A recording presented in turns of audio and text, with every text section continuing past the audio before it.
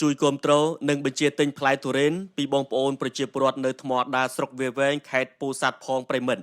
អ្នករស់នៅតំបន់នេះគាត់បានបញ្ជាក់ថារៀងស្ងាត់ក៏ប៉ុន្តែសំណូមពរឲ្យជួយគ្រប់គ្រងកសិផលដែលដាំដុះបានដូចជាទុរេនម៉ាន់ថងឥឡូវនេះគឺដល់ដៃហើយបងប្រុសម្ចាស់ចំការក៏គាត់បានបញ្ជាក់ថានៅចំការរបស់គាត់លក់1គីឡូតែ10000រៀលទេ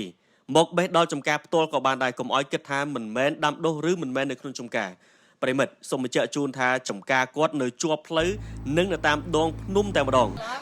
បងប្អូនរៀនថ្មដារៀនធម្មជាតិលក់1គីឡូទូថ្លៃ1គីឡូតែ10000ទេមកកាត់ដល់ចកា1គីឡូ10000 1គីឡូ10000ណែបងប្អូនមើលឃើញផ្ទាល់ចុះឥឡូវភាគច្រើនបងប្អូនយើងគាត់មកទិញដល់ផ្ទាល់ឬក៏គេបញ្ជាទិញតាមរយៈអីដែរបងវាភាគច្រើនឥឡូវក៏ពីមុនមកបងប្អូនគេមករកមកដើរលេងដើរអីចឹងគេទិញបានគេមកទិញដល់ចកាដល់ឥឡូវនោះវាសភាពការព្រំដែនវាអត់ទៅស្រួលចឹងទៅគេអត់សូវហ៊ានមកដល់អញ្ចឹងទៅបានលក់ទូថ្លៃឆ្នាំនេះបើឆ្នាំទៅមក1គីឡូ18000 20000អីចឹងដែរកាត់ដល់ដើមបាទតែឥឡូវនេះតម្លៃ10000ទេបាទឥឡូវនេះតម្លៃតែ10000ទេបងប្អូនមកទិញមកហើយជួយគ្រប់គ្រងបងប្អូនយើងនៅថ្មដាផងមែនទេបងបាទដោយសារតែតំបន់នេះគឺជាតំបន់មួយក្តៅជាមួយនឹងភាគីរបស់ថៃអញ្ចឹងឥឡូវយើងសល់ឬក៏មានត្រេនច្រើនសម្រាប់នៅក្នុងការផ្គត់ផ្គង់លើទីផ្សារបាទក៏ប៉ុន្តែបើសិនជាជាទិញនៅក្នុងចការបស់បងតម្លៃតែ10000ទេ1គីឡូតែ10000ទេបាទលក់ឲ្យទូថ្លៃ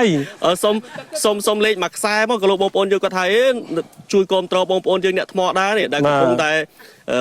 ជួបផលលំបាកខ្លះហើយជាពិសេសរបស់ដែលយើងដាំបានវាមានហើយអញ្ចឹងអាចសុំលេខមួយខ្សែមកក៏លោកបងប្អូនយើងក៏បញ្ជាទិញ400-500គីឡូជួយគ្នាព្រោះឥឡូវដល់ដៃមែនតើហើយបាទលេខទូរស័ព្ទ097 23 645បាទអញ្ចឹងបើសិនជាបញ្ជាទិញអីបងមានផ្ញើទៅតាមរយៈការដឹកជញ្ជូនសេវាឡានអីមិនដែរទៅតាមខេត្តបងប្អូនយើងអាចដាក់បានណាបងណាបានតាមរយៈបុណ្យធម្មអីបានបាទតែបើថាចង់មកខ្លួនឯងផ្ទាល់បេះដោយដៃក៏បានដែរ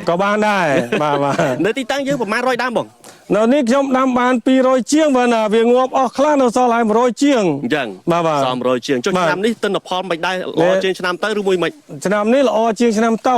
បាទអូប្រមៀលមកអញ្ចឹងមួយទៀតបងឥឡូវ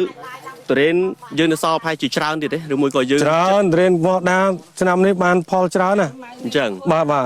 តែគាត់ថាឥឡូវឆ្នាំនេះវាខុសប្លែកជាងឆ្នាំមុនដោយសារតែមិនសូវមានបងប្អូនយើងគាត់ធ្វើដំណើរចេញចូលឆ្លងកាត់អីមកតំបន់ថ្មដាច្រើនដូចឆ្នាំទៅបាទអរគុណអញ្ចឹងមានអីចង់ផ្ដាំផ្ញើតិចឲ្យបងប្អូនយើងជួយគ្រប់គ្រងឬមួយបែបណាបញ្ជាទិញទៅព្រោះបងប្អូនយើងនៅនេះធម្មជាតិពិតថ្មដែរបាទត្រង់ពោឲ្យបងប្អូនជួយប្រជាជនអីបងប្អូនអ្នកដើរលេងទៅចរអីមកជួយទ្រាំទ្រទិនខាងថ្មដាផងបាទកាត់ផ្ទាល់ដៃមកចូលចកាហ្មងបាទហើយមកឡើងកាត់ខ្លួនឯងចូលឲ្យហ្គេមស្បឺតមកកំប៉ុងទៀត